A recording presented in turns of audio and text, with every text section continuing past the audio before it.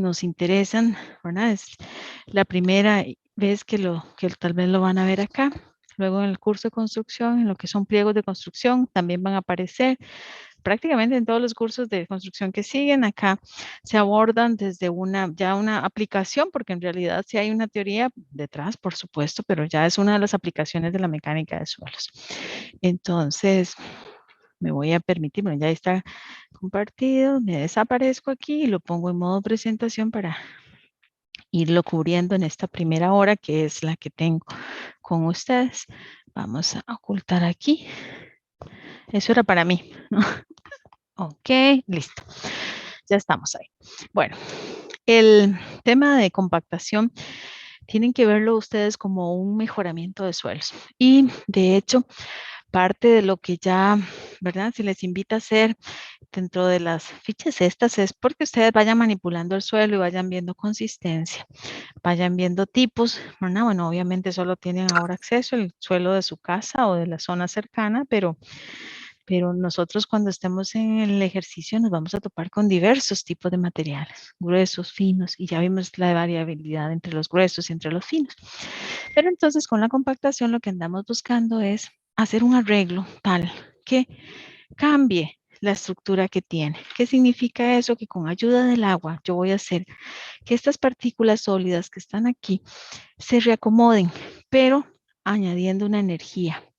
Entonces, el proceso de compactación no es más que un método de mejoramiento donde yo intento densificar el suelo. ¿Cuál suelo? Cualquiera, de cualquier tipo. Algunos pueden ser una serie de partículas sueltas, ¿no? Tipo arenas, gravas o lastres que tienen una mezcla ya de finos y gruesos, o pueden ser partículas esencialmente finas como la mayoría de los que ustedes están manipulando en casa. Pero ven esta figurilla, que no se les olvide, tal vez todo el texto no, pero sí es un arreglo de partículas o un conjunto de partículas donde yo lo mezclo con agua y le aplico una energía y logro reducir los vacíos. Ven el acomodo nuevo de esas partículas, se reorientan, se acomodan diferente. Veo una reducción sustancial de la razón de vacíos. No lo elimino totalmente, pero sí hago un arreglo mucho más firme. Entonces es ese método de mejoramiento usual que usamos en la ingeniería, en los métodos constructivos. ¿Y cómo aplicamos esa energía? Pues eso es lo que vamos a explicar ahora, ¿verdad? Porque hay unos procedimientos estandarizados ya para que esa práctica constructiva, esa práctica que yo voy a usar como profesional, pues ¿verdad? Que todos estemos hablando el mismo idioma. Y en un diagrama de fases, que ya ustedes también están familiarizados con el mismo, pues pueden ver, ¿verdad? Que yo parto de un conjunto exactamente de sólidos, líquido y gaseoso, ese modelo trifásico del cual partimos, y llegamos a una condición de suelo que desaparece el aire. No. ¿El agua se va? No. ¿Las partículas sólidas las pierdo? Tampoco. Lo que hago es que lo arreglo mejor y tengo entonces reflejado una reducción de volumen. Entonces no es lo mismo estar trabajando en un material de baja densidad o lo que llamamos suelto a un material ya densificado o compacto. ¿Qué ventajas tiene? Bueno, ahí ya las hemos ido enunciando. Desde el punto de vista físico, yo voy a tener una menor razón de vacíos. ¿Y eso qué? ¿Para qué me importa de eso? Es que cuando yo coloque la estructura sobre esos materiales, al tener menos espacio para dónde moverse, voy a ver una deformación volumétrica menor. Voy a tener menores asentamientos. Entonces, y ese es mi objetivo en la fase de diseño, que la estructura que yo proyecte, cualquiera que sea, no tenga deformaciones debido a un cambio en la estructura del suelo.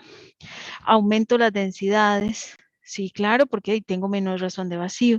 Aumento la resistencia también. Imagínense un montón de partículas ahí sueltas y de un momento a otro las pongo a interactuar más cerquita o con mayor área de contacto. Entonces también se va a ver reflejado en condiciones mecánicas como aumento de la resistencia. Esta nomenclatura después la vamos a ver ya, ¿verdad? En su momento, pero estas son las nomenclatura, cohesión y fricción con el que yo determino, ¿verdad? O anuncio la resistencia de un suelo.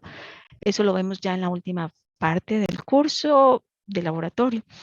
Reduzco la deformabilidad. Sí, voy a tener un comportamiento de esfuerzo de formación sin duda diferente. Ese término de esfuerzo de formación lo traemos de la mecánica del sólido para aplicarlo a los suelos y entonces yo puedo ver cuál es ese módulo de deformación, cómo varía en una condición suelta o en una condición ya compactada. Reduzco la permeabilidad, es de esperar. Si tengo menos huecos o espacios vacíos más pequeños, pues entonces al agua se le va a dificultar pasar por ese medio. Entonces también voy a ver una disminución en esa razón de paso del agua a través de la estructura del suelo. Y eso es sumamente importante. Es uno de los temas que vamos a cubrir en las, ¿qué será? En 15 días que vamos a estar hablando de permeabilidad de suelos. Reduzco la susceptibilidad de erosión también, porque el agua tiene menos posibilidad de entrar y de arrastrar la parte fina. Y eso es importante. Uy, claro, ¿verdad? Sobre todo cuando yo tengo esos materiales expuestos en un talud, en una ladera. Entonces, ¿verdad? Todo tiene al final una serie de ventajas que yo le veo, ¿verdad? A un procedimiento tan simple y rutinario como es este, que a veces lo subestimamos, ¿verdad? Lo vemos como una práctica tan usual que le perdemos como la importancia que tiene de conseguir buenas, altas densidades, de conseguir un arreglo de partículas bien, digamos, controlado. Y como parte económica, pues es cuando lleven, ¿verdad? Una opcional que llamamos mecánica de suelos aplicada, ahí hay un capítulo que habla de las técnicas de mejoramiento de suelos. Bueno, esta es una de ellas y es la más usual y económica que yo como profesional en ingeniería tengo para modificar las condiciones del suelo. Entonces, que no se les olvide por ahí que la compactación es ese método de mejoramiento. ¿Y por qué yo lo llamo mejoramiento? Ya dijimos, porque tiene todos esos cambios en la estructura del suelo, ¿verdad? Entonces, que es parte de lo que han venido en teoría. ¿Qué busco yo con ese proceso mecánico? Aún más en rojo, así para que no se nos olvide. Quiero incrementar la resistencia del suelo. Quiero lograr un suelo más competente. ¿Y eso en qué se traduce desde el punto de vista ingenieril? Un suelo que me va a permitir a la larga trabajar con sistemas de cimentación más económicos, ¿verdad? Que es donde yo tengo un costo importante porque ya empiezo ahí con los materiales propios de las obras, concretos, aceros, ¿verdad? Entonces yo al tener un suelo más competente, mi estructura va a tener una mejor, ¿verdad? Un diseño menos robusto y por lo tanto menos costoso, ¿verdad? Siempre, por supuesto, tengo que hacer las valoraciones respectivas. No es que ya porque compacté el suelo digo, ah, ya está buenísimo. No, no, no. Yo igual tengo que probar cuánto es lo que yo logro mejorar. Y en el menos que tengo un suelo que tiene menor cantidad de vacíos, por lo tanto, tiene una posibilidad de deformarse menor que los asentamientos, ¿qué es ese término? Ese término es las deformaciones volumétricas que ocurren en el suelo, que yo las percibo a nivel superficial.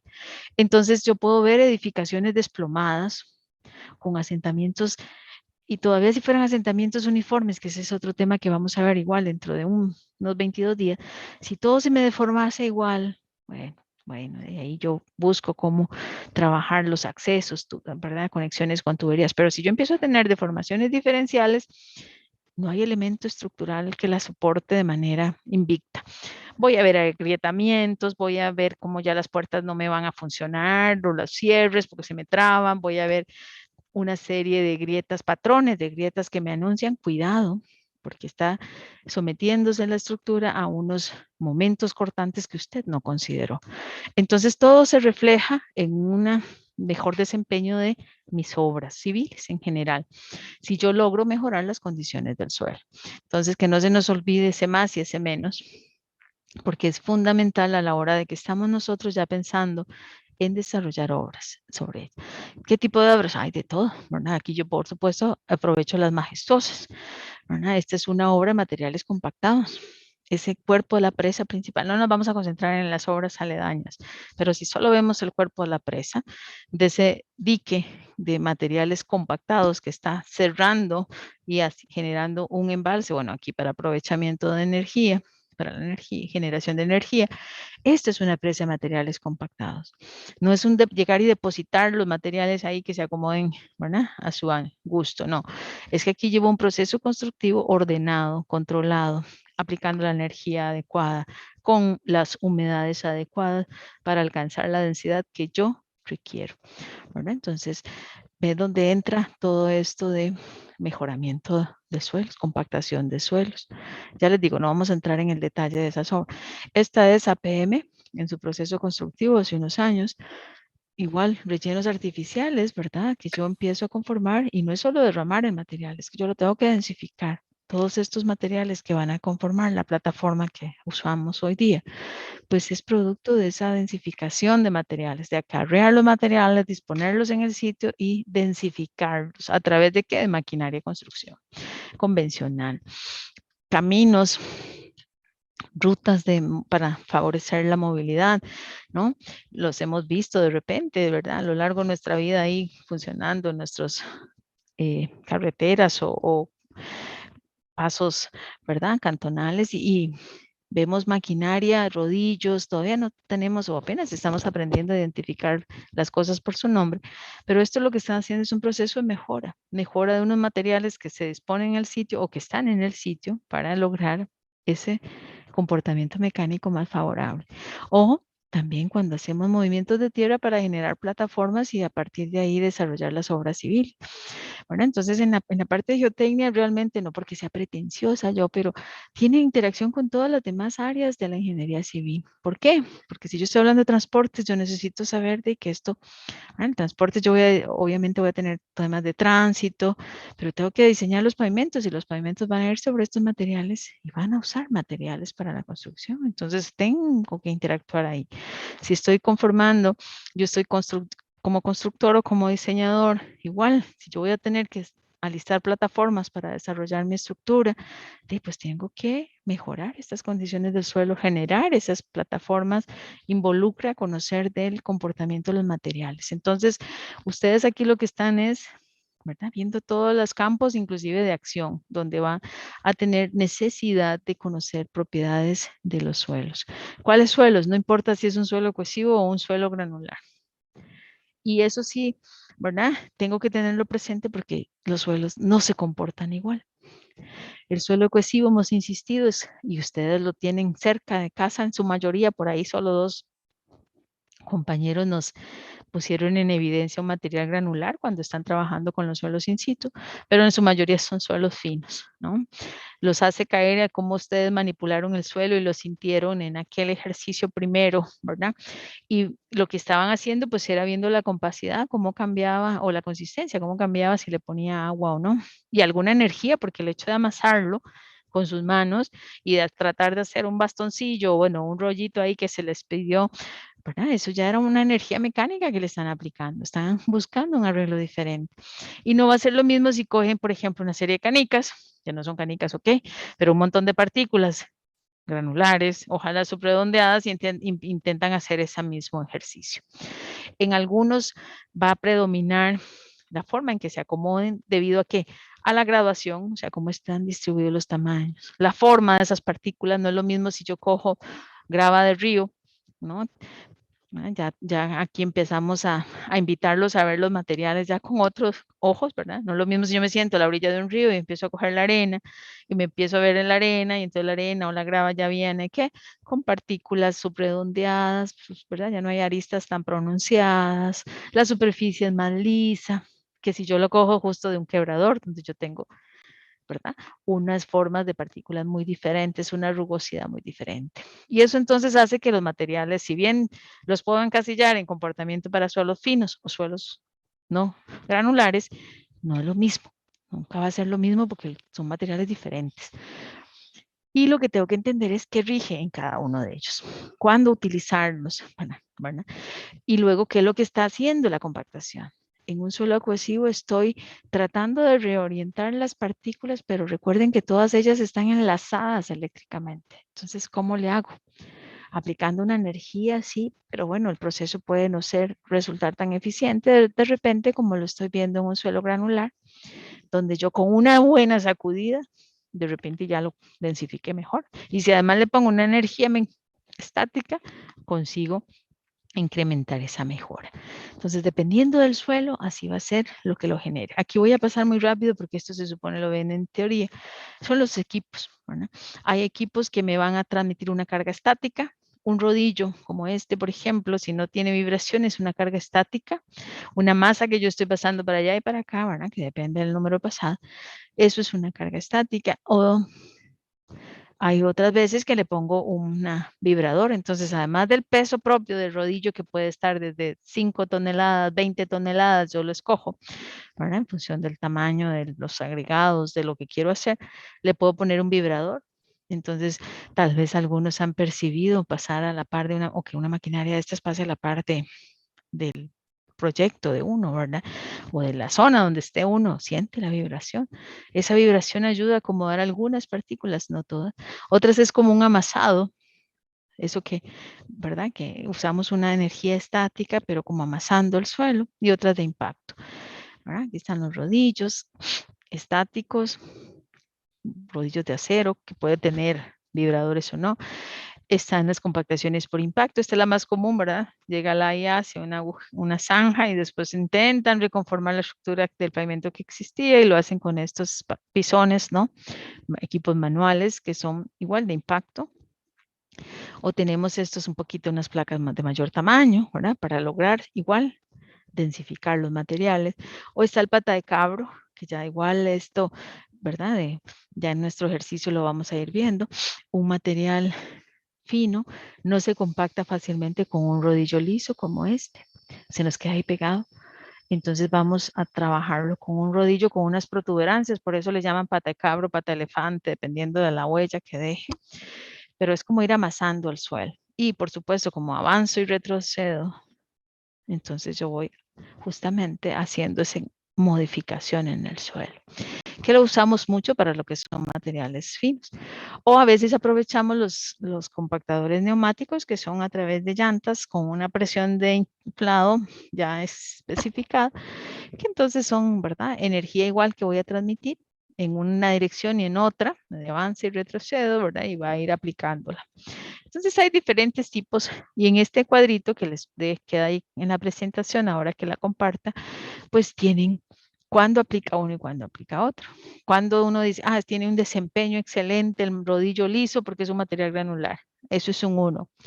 O le digo, olvídese de aplicar un pata de cabro en un material A1A, ¿verdad? Que ya eso también, ese lenguaje ya lo conocemos.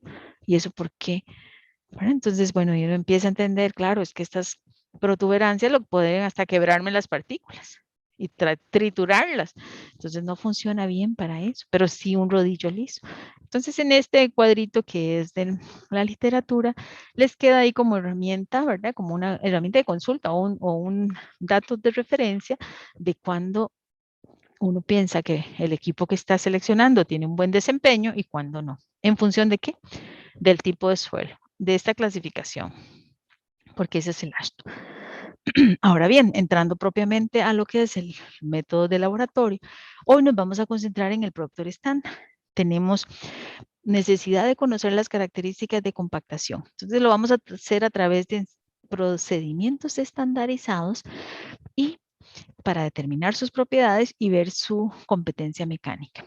Hoy nos concentramos en describir el ensayo para determinar las características de compactación y de hoy en 8 estaríamos viendo el ensayo para determinar su competencia mecánica, que se llama capacidad relativa de soporte, CBR.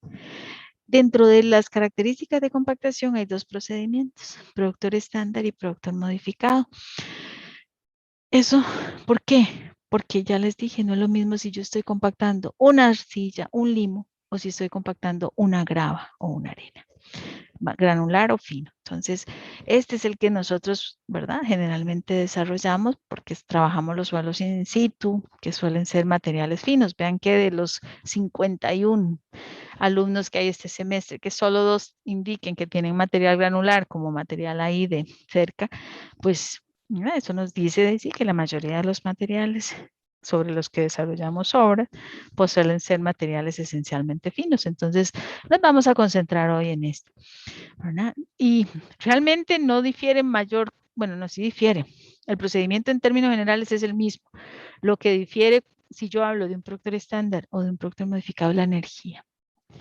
Un productor modificado significa que le voy a meter más energía al suelo. ¿Por qué?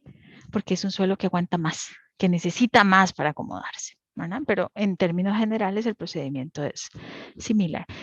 Y enfatizando en que nos vamos a referir a este estándar.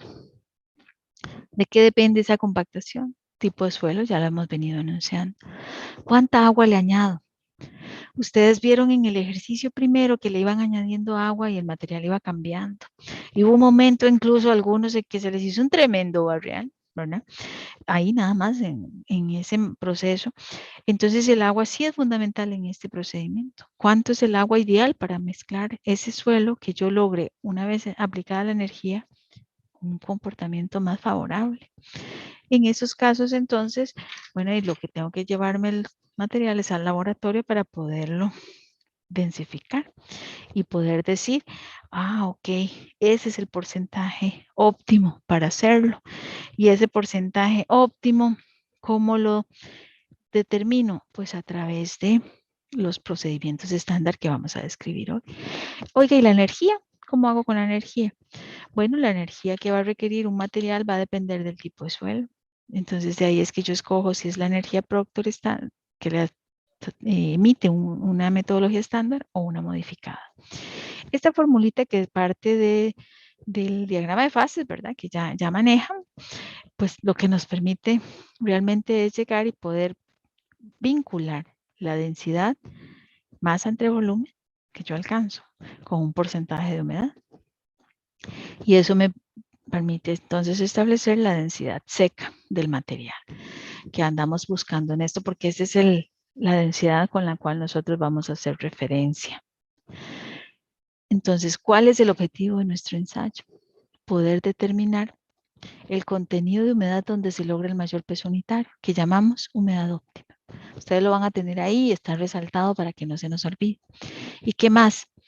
Y voy a tener que determinar cuál es el peso unitario seco asociado a esa humedad óptima, que lo llamamos el peso unitario seco máximo. Todo esto en el laboratorio. Yo no puedo sí puedo hacerlo, pero no es conveniente aventurarse en un proceso constructivo, ya que esto no se les olvide cuando ya estén dentro de 3, 4 años ya en el ejercicio. Yo no debería empezar a compactar un material si no conozco sus propiedades de compactación, si no lo trasladé a un laboratorio para su análisis. O yo cuando compro el material en un depósito, en un quebrador, que me den como insumo la curva de esfuerzo o de compactación, perdón, del suelo, porque va a ser como la carta presentación y les va a decir a ustedes profesionales cómo debo compactar el material in situ, con qué humedad tengo que compactar. Y esa información yo se la tengo que llevar al operario del equipo, a mi equipo de trabajo ya de campo y les digo, esto es lo que tenemos que buscar. Con este clima que esté haciendo, no importa si es verano o es invierno, con ese material que nosotros estamos pensando en distribuir en el proyecto, estas son las propiedades que yo tengo que conseguir. ¿Verdad? Si lo hacemos sin esa guía, vamos a depender del operario, de la expertise del operario y nosotros sin entender bien qué está pasando. Y eso no es válido. ¿Por qué? Porque sobre esos materiales es que yo voy a desarrollar mis estructuras, cualesquiera, tan simple digo, pero no por eso menospreciando todo lo que lleva un pavimento, por ejemplo, o como quiera yo cimentar un relleno de aproximación para una superestructura de un puente. Igualmente son importantes. Entonces yo tengo que compactar bien los materiales y conocer, entender cómo se van a comportar. ¿De qué esa energía específica? ¿De qué depende? Sí, ya dijimos del tipo de suelo, pero ya propiamente va a depender de cuánta energía le esté aplicando al suelo. En nuestro laboratorio, o en la práctica de laboratorio que llevamos a cabo para conocer sus propiedades, va a depender del número de golpes que yo le dé al suelo, porque le voy a dar golpes. La energía que yo voy a aplicar va a ser una masa cayendo desde una cierta distancia, una masa cayendo desde una cierta distancia, que le voy a aplicar cuántas veces la dejo caer. Eso es lo que ando buscando, es en esa metodología de laboratorio. ¿Y cuántas capas para llenar un mismo volumen? Eso es nuestro objetivo. Entonces, ver cuál es la energía que se adecua mejor al tipo de suelo, reproducirla, varias veces con diferentes contenidos de humedad del suelo para ver cuál es el óptimo, con cuál logro yo la mayor densidad. Esta fórmula tampoco se la tienen que saber de memoria, pero sí la tienen que entender. Lo que yo voy a hacer es meter a golpes un suelo en un volumen determinado. ¿Cómo voy a meterlo? En varias capas. ¿Y con qué energía lo voy a golpear? Escojo una masa y una altura de caída. ¿Y cuántas veces lo golpeo? Eso es lo que me dice la norma, en función si es un suelo fino o un suelo grueso. Entonces, si bien no tienen que aprenderse esa ecuación, sí la tienen que entender. Mi objetivo en el ensayo va a ser llenar un volumen específico, un volumen cilíndrico con suelo, variando ¿qué? El número de golpes. No, porque voy a escoger la energía del Proctor estándar, pero sí entonces lo que puedo cambiar es la humedad. Entonces yo tengo que hacer un procedimiento repetitivo para viajar de humedades secas hasta humedades muy altas y construir mi curva de compactación, que ya vamos a ver cómo se representa esa gráfica. Muestro aquí las diferencias entre el Proctor estándar y el Proctor modificado. Proctor estándar, bueno, además de la sigla, obviamente, que se le reconoce en el ASTM, que ya están disponibles en la mediación, y del AASHTO, ¿verdad? Que es la homóloga. En el Proctor estándar voy a usar un molde de 4 pulgadas, que una altura de caída de esta masa, 2,49 kilos, unos 4,58, esto en pulgadas, ¿verdad? Unos 30 centímetros aproximadamente, ¿no? De caída. Y en el Proctor modificado, puedo usar un molde de 4 o un molde de 6, que tienen una altura, ¿no? De 4,58 pulgadas, que voy a golpear con una masa de 4,5 kilos. Vean que casi es el doble de esto. Y que voy a dejar caer, aquí lo dejamos caer 30, aquí lo dejamos caer casi 45 centímetros. Ahora que vamos a ver los equipos, ¿no? Y cuando vengan acá, cada uno en su momento, los que tienen posibilidad de hacerlo, pues van a ver la diferencia en el peso. Y como lo tengo que hacer varias veces, ¿verdad? Hay un momento en que ya el proceso es agotador. Entonces, y claro, ¿por qué tengo que usar una energía modificada? Vean que incluso me pide un molde de más tamaño, de mayor diámetro. ¿Por qué? Porque hay partículas más grandes. ¿Y por qué le pongo más energía? Porque son partículas que necesitan más impacto para acomodarse mejor. No es que no le pueda aplicar esta, pero a la larga apenas ese es un acomodo, ¿verdad? Entonces, ahí ustedes en la teoría pues van a desarrollar el por qué una u otra, por qué aparece el Proctor modificado en la historia. Si ya los veo desde el punto de vista ya de comparación, ¿verdad? En una foto de esos equipos, pues es esto. Un mazo de 5 kilos que viaja 50 centímetros, esta es la guía. Este es un mazo de 2,5 que viaja 30. Un molde de 6 y un molde de 4. Los volúmenes cambian, ¿verdad? Esos moldes en realidad es esto que está aquí. Voy. Esto que está aquí. Un molde con su base. Esto que está aquí arriba es el collarín, para que tengan noción de que yo el molde de 4 pulgadas o de 6 pulgadas, realmente lo que tengo es aquí. 100 centímetros cúbicos lo hacen esto.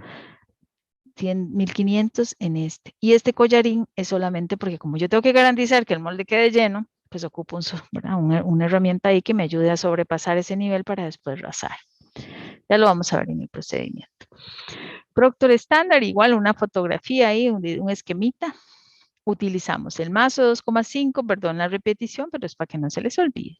Un mazo 2,5 cayendo 30 centímetros, compactando el suelo en este volumen de 1000 centímetros cúbicos, o sea, de un molde de 4 pulgadas, en 3 capas. Ven aquí, voy a poner el puntero nada más para que se resalte mejor.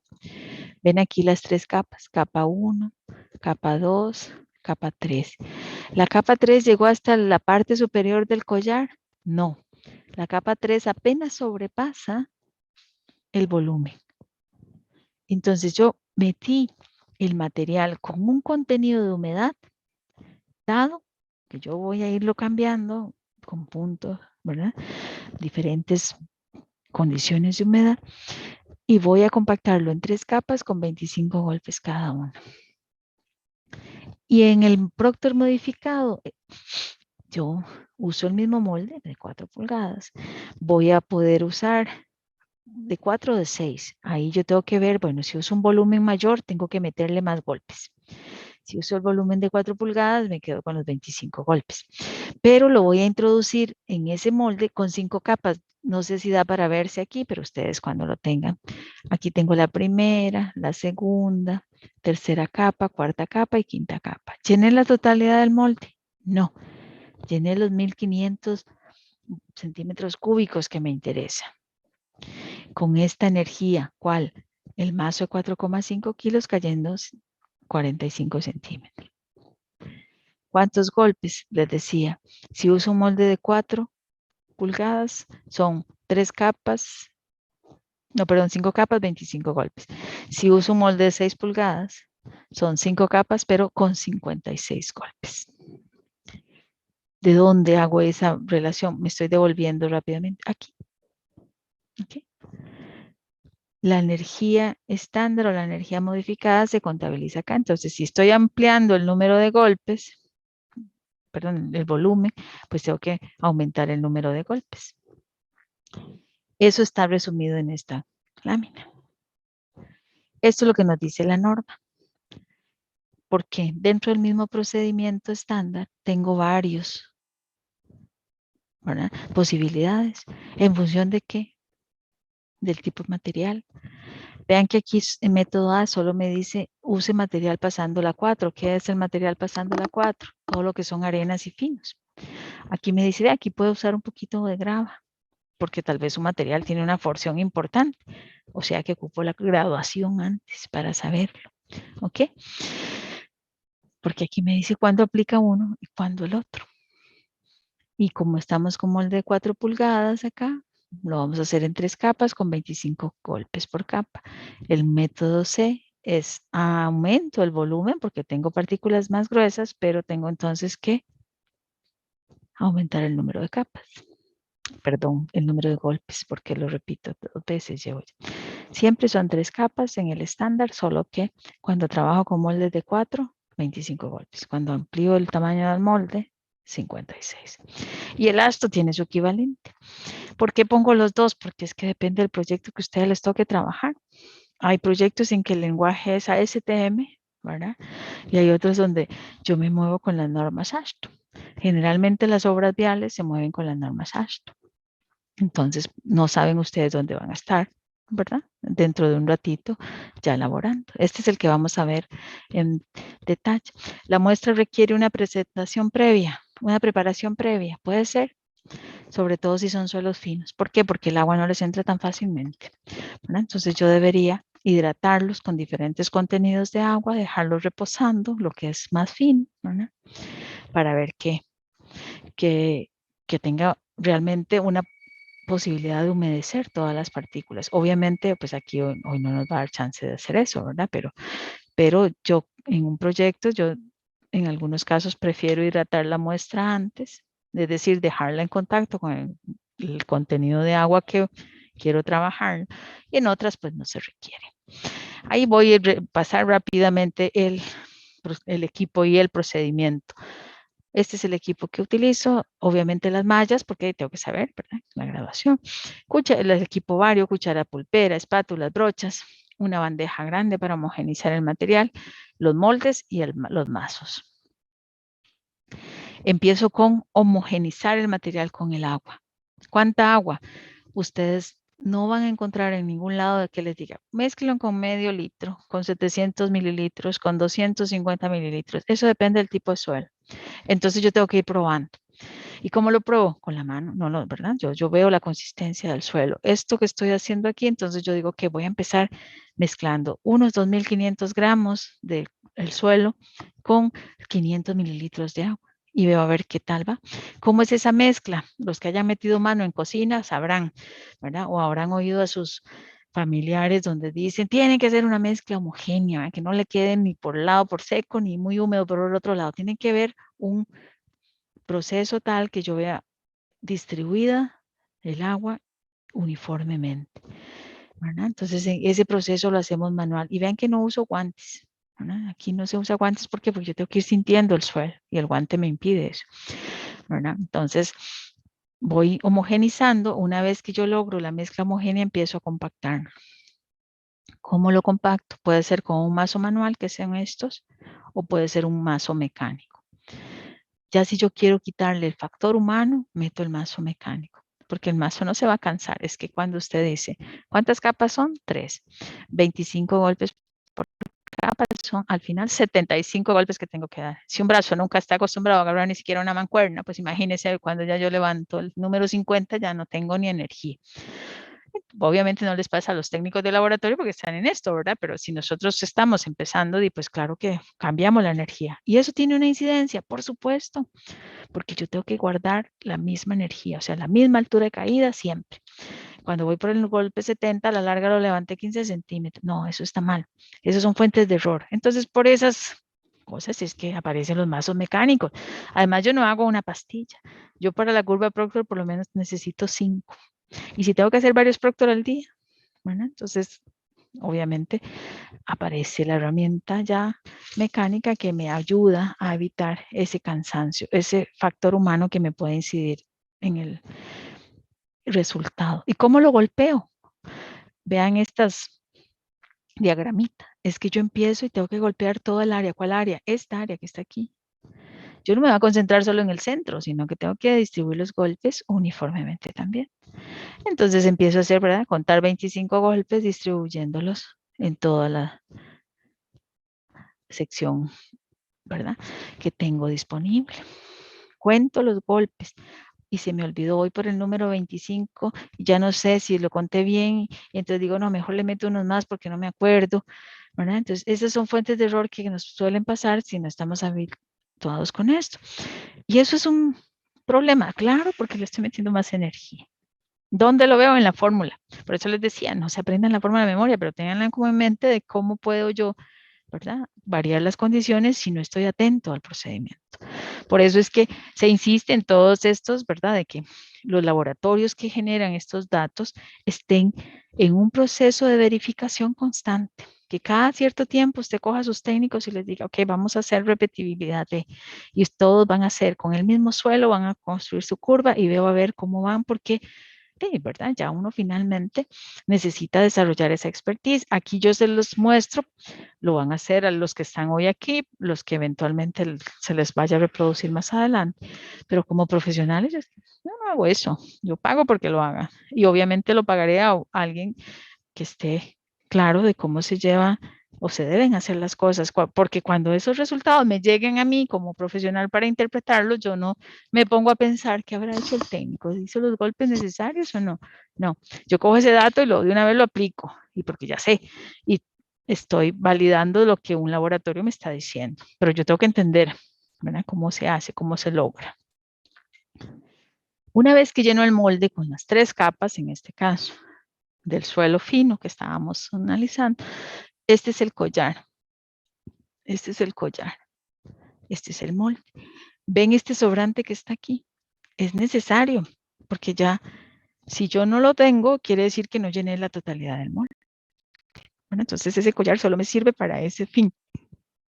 Una vez que ya lo tengo lleno con los golpes necesarios, las capas necesarias, voy a rasar con otras herramientas que tengo ahí, que son como cuchillos o rasadores propiamente. Quito ese sobrante. Y luego que ya lo tengo limpio, raso, lo peso. ¿Qué tengo aquí? El peso del molde con la base y el suelo adentro. ¿Con qué agua lo hice? Yo apunto. El primer punto lo hice con 500 mililitros y este es el peso del molde con su base y el suelo húmedo que logré meter ahí. Y eso después lo extraigo, le saco el corazón, la parte central. Esta pastilla, una vez pesada, me la llevo a un extractor, saco el cilindro, qué lindo, y le saco la parte interna. ¿Para qué? Para tener la humedad, porque yo sabía cuánta agua usé, pero no sabía la humedad que tenía. Entonces ocupo la humedad. Eso es lo que van a hacer sus compañeros acá, lo que eventualmente se quiso o se quiere mostrar en los videos que están en mediación, de cómo llegarle a esto, cómo pasar de aquí, de ese proceso de homogenización, impacto, a los porcentajes de humedad, que son los que me van a permitir construir mi curva. Este esquemita lo muestra.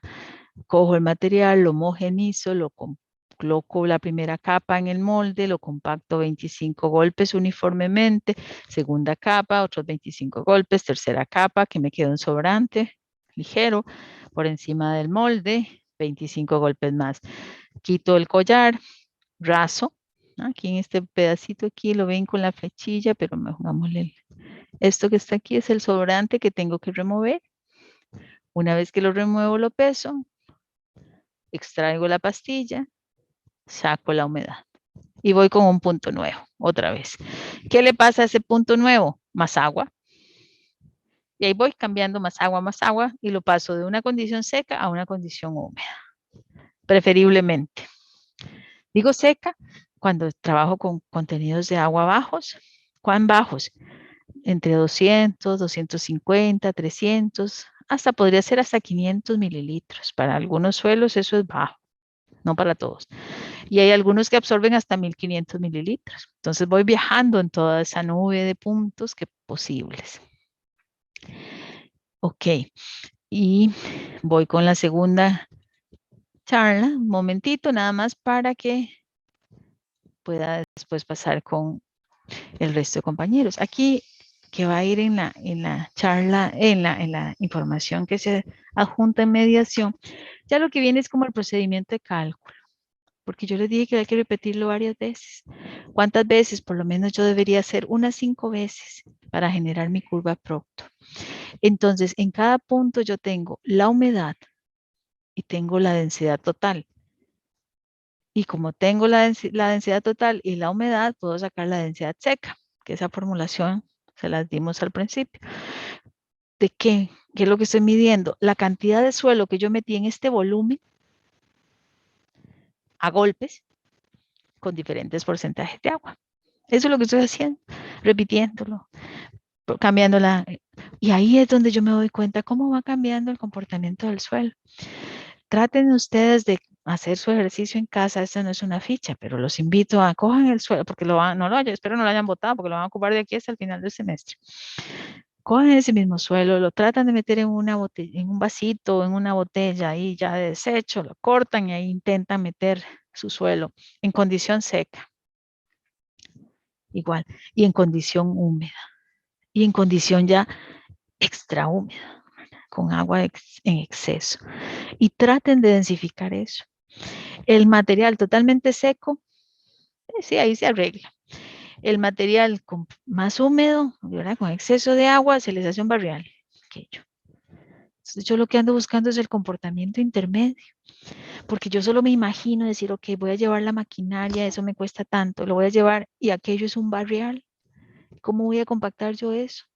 Tengo que restarle humedad en el sitio, ahora estoy hablando, yo pensando en el sitio. Por eso la mayoría de los movimientos de tierra los hacemos en verano. Ustedes ven que en el verano todas las máquinas empiezan a trabajar y claro, porque es más fácil agregar agua que quitarle agua al suelo. Es más fácil decir, ok, aquí está esta brisa y este sol ardiente que me ayuda, bueno, a restarle humedad si está en exceso. También eso tiene un costo, ¿eh? Porque más bien si le tengo que poner agua, tengo que estar pensando en cuántos litros, ¿verdad? O galones, o cómo voy a traer la maquinaria, los tanden estos para que estén rociando, ¿verdad? El trabajo de campo realmente es muy interesante y hay que ver mucho, no solo cómo no será el suelo, sino también las condiciones ambientales. Obviamente aquí en el laboratorio todo está bajo control. Pero hagan ustedes ese ejercicio en casa y ven la diferencia de lograr una u otra. Yo, ¿verdad? Aquí en el laboratorio, pues uno lo que hace por lo menos son 4 o 5 puntos. De cada uno voy cambiando la cantidad de agua, voy compactando el material en el molde con 3 capas, 25 golpes por capa. Peso cuánto fue ese conjunto de molde y suelo húmedo. Tengo el peso del molde, ya, previo del molde con su base. Entonces tengo cuánto es el peso de suelo húmedo, ¿verdad? Tengo la muestra de humedad, que le saqué el corazón, ¿se acuerdan? Entonces tengo cuánto es el peso de la cápsula donde yo voy a echar esa muestra de suelo y tengo entonces el peso de suelo húmedo y el peso del suelo seco 24 horas después. Y ya repito todo eso para todos los materiales que están ahí, ¿verdad? todas las muestras que hice. Cambiándole qué, vean que aquí el primer punto lo hice con 280, pero después se me ocurrió hacer uno con 390 y con 500 mililitros y con 650 mililitros. Voy pasando del lado seco al lado húmedo. El mismo suelo con diferentes contenidos de agua, compactándolo en el mismo molde que tiene un volumen ya establecido, un peso establecido. Voy sacando contenidos de humedad de cada uno de ellos. A mayor cantidad de agua, ¿verdad?, yo voy a tener mayor contenido de humedad. Entonces eso es lo que voy a ir haciendo. La próxima tabla, ¿qué es? Lo mismo, solo que ahora yo le metí una fila más que dice cuál es el peso unitario húmedo, que sería la diferencia entre esto menos esto. Perdón, de esto, sí, menos eso, y ya dividido entre el volumen. Y los contenidos de humedad, vean que con 650, pues ese no es, aquí, no, sí, con 650 tengo 47% de agua, ¿verdad?, de humedad. Con 280 mililitros que le puse a 2.500 gramos de suelo, tengo un 28,3. Entonces, por un lado tengo el peso unitario húmedo y por el otro lado el contenido de humedad.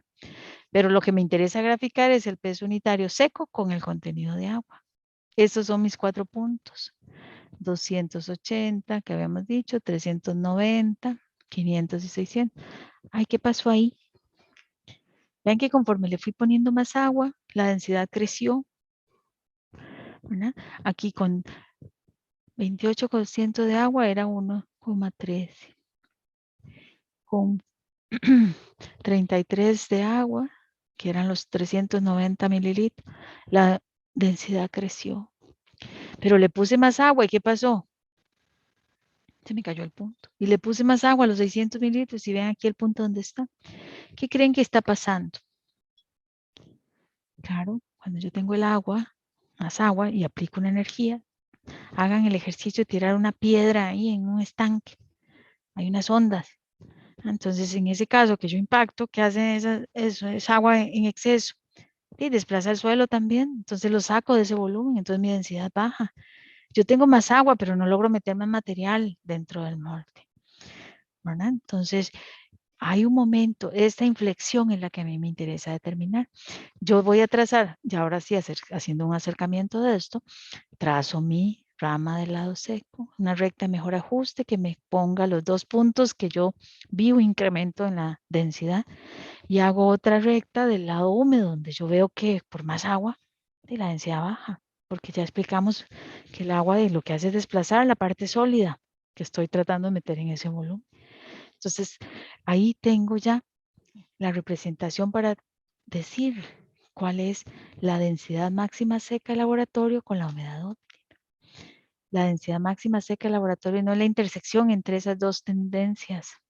Es una curva que así nos suele, esto fue de 1930, casi hace 100 años que salió esta práctica, ¿verdad? Y es usual hoy día seguirla aplicando, por supuesto, porque es que vea qué bien representado queda gráficamente lo que le va pasando al suelo. Y entonces aquí yo veo, ¿verdad?, un tramo parabólico y de ahí voy a determinar mis propiedades. Eso es lo que ando buscando hoy, ya para ir terminando. Densidad máxima seca y la humedad óptima. ¿Qué es lo que van a tener ustedes? Estos datos.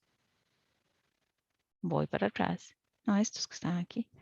Esto es lo que se les va a dar a ustedes para que los trabajen cuando vayan a hacer el informe, como si hubiesen hecho el ejercicio, que lamento no tenerlos a todos aquí, ¿verdad?, para poder hacerlo de manera conjunta, pero que igual en algún momento cuando pasen por acá pues van a ver los equipos y si quieren experimentar pues ahí buscamos la forma. Esta es la curva del Proctor del suelo. Esto le llamamos rama seca, esto lo llamamos rama húmeda. Esto en rojo es lo que ando buscando. Esa es la carta de presentación del suelo. Yo voy a un depósito quebrador o un sitio de acopio, ¿verdad? Y voy a coger material y yo quiero eso. Porque eso me va a decir a mí en campo cuánto es la humedad que yo debería estar alcanzando. ¿Qué pasa si el suelo está muy seco? Pues tengo que pensar entonces en que tengo que añadir agua. Y mi ítem de cuando estoy haciendo presupuesto, pucha, yo tengo que llevar camiones con agua, ¿no?, para humedecerlo, para lograr alcanzar esto. O por el contrario, estoy aquí. ¿Sí? ¿Cómo hago ahora para quitarle el agua? Si puedo. Imaginémonos allá en San Carlos, no hay ninguno aquí de San Carlos todavía, ¿no? Pero bueno, imaginémonos en unas, digo San Carlos, pero igualmente puede ser Turrialba, ¿no? Por ahí viene uno, ¿verdad? En una condición más húmeda, y yo digo, ¿cómo le hago para quitarle agua a esto? ¿Verdad? Entonces yo tengo que aprovechar esas ventanas de sol y esos vientos ahí para orear el material. Entonces, claro, ahí es tiempo y yo no lo puedo controlar. Entonces, ven lo importante que es conocer cómo se comporta el suelo para tratar de ir a reproducir en sitio esa, alcanzar esta densidad máxima. Eso tiene todo, ¿verdad?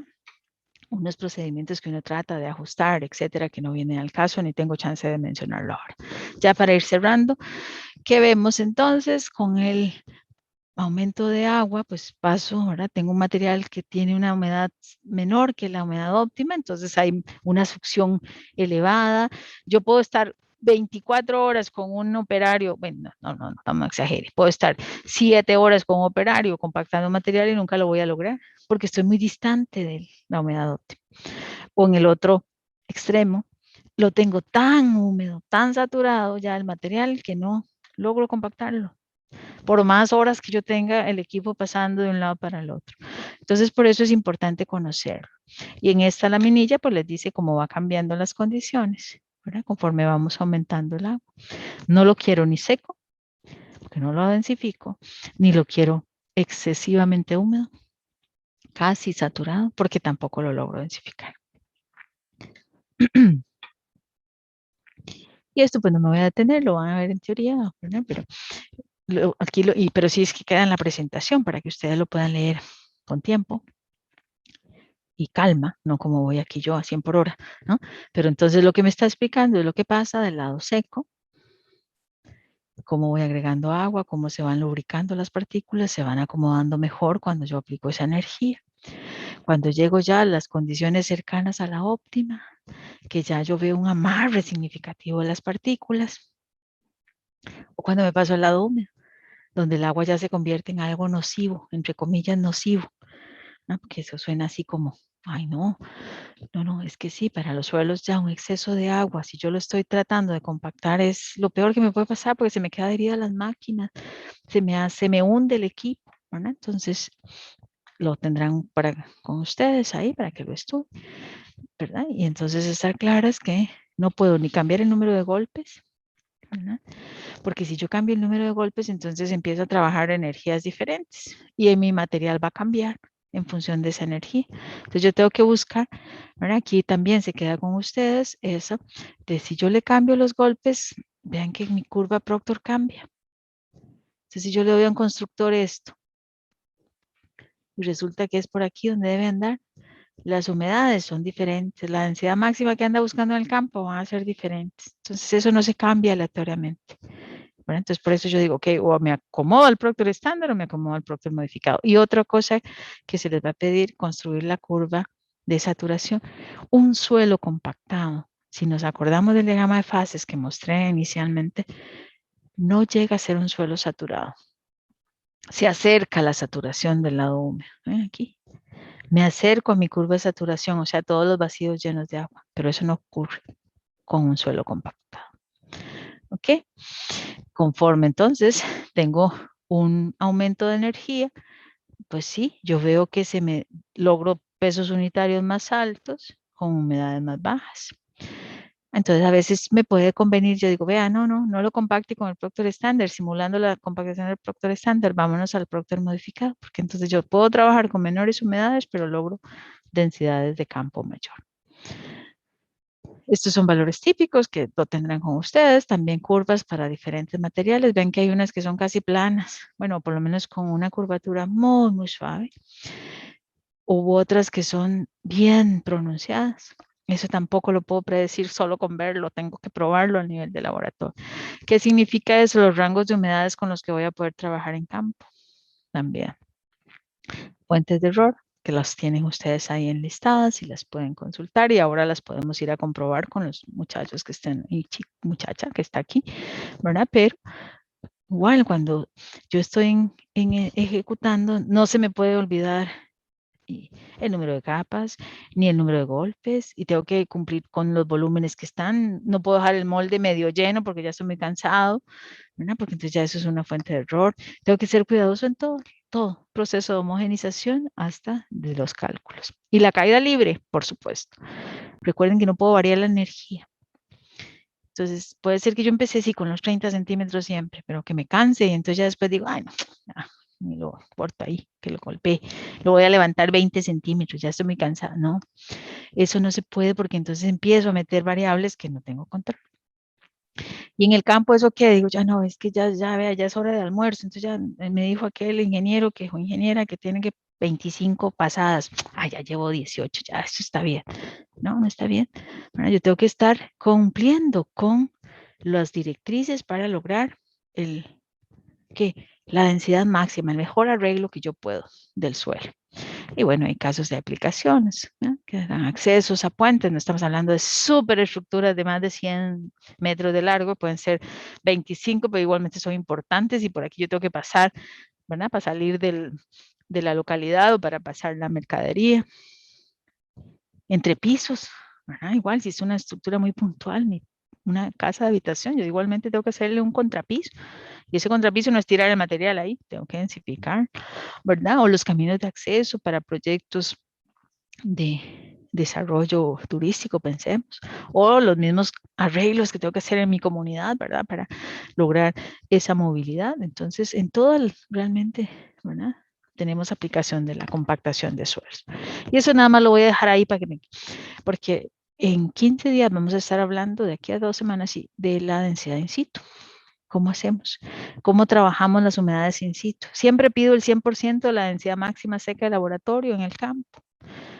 Casi nunca, porque es muy difícil. Entonces yo me doy ventanitas y yo trabajé con un 95 de eso. ¿Qué significa un 95? Que le doy al constructor un rango de humedades. No al que a ellos se le antoja, sino al que esté aquí en esta zona de color rojo. O le digo, ok, no, aquí en el de 91.